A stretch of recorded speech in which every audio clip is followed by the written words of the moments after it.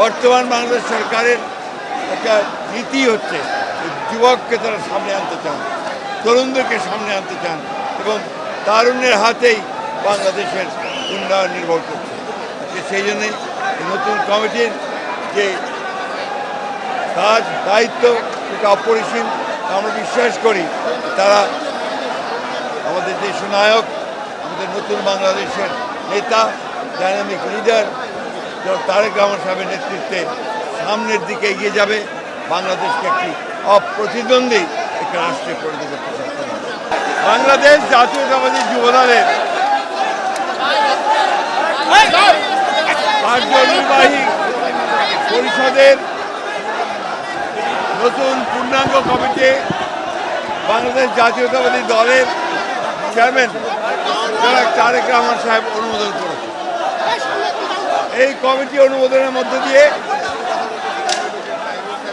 বাংলাদেশ জাতীয়তাবাদী যুবদল একটি নতুন করে যুবদলকে সংগঠিত করা সারা দেশে এবং বর্তমানে মাননীয় প্রধানমন্ত্রী জনাব তারেক রহমানের যে নতুন বাংলাদেশ, সবার আগে বাংলাদেশ গড়ে তুলবার যে লক্ষ্য, যে ভিশন, সেটাকে বাস্তবায়িত করার লক্ষ্যে যুবদল একটা অত্যন্ত ইতিবাচক ভূমিকা পালন করতে পারবে বলে আমি বিশ্বাস করি।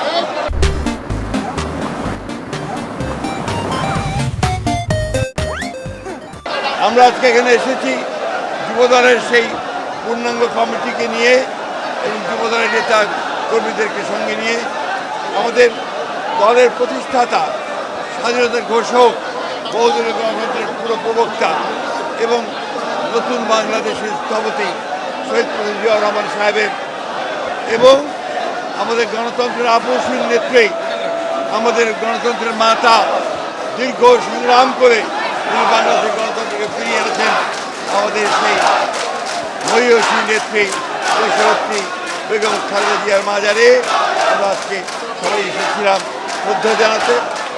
আমরা পুষ্পস্তবক অর্পণ করেছি এবং এখানে দোয়া করেছি আল্লাহ তার কাছে, আল্লাহ তাআলা যেন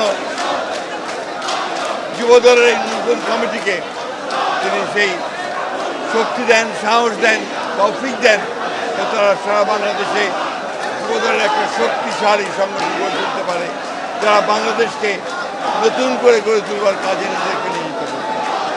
বর্তমান বাংলাদেশ সরকারের একটা নীতি হচ্ছে যুবককে তারা সামনে আনতে চান, তরুণদেরকে সামনে আনতে চান এবং তারুণ্যের হাতেই বাংলাদেশের উন্নয়ন নির্ভর করছে।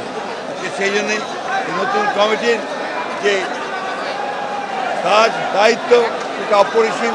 আমরা বিশ্বাস করি তারা আমাদের দেশনায়ক, আমাদের নতুন বাংলাদেশের নেতা, ডাইনামিক লিডার তারেক রহমান সাহেবের নেতৃত্বে সামনের দিকে এগিয়ে যাবে, বাংলাদেশকে একটি অপ্রতিদ্বন্দ্বী একটি রাষ্ট্রে পরিণত করতে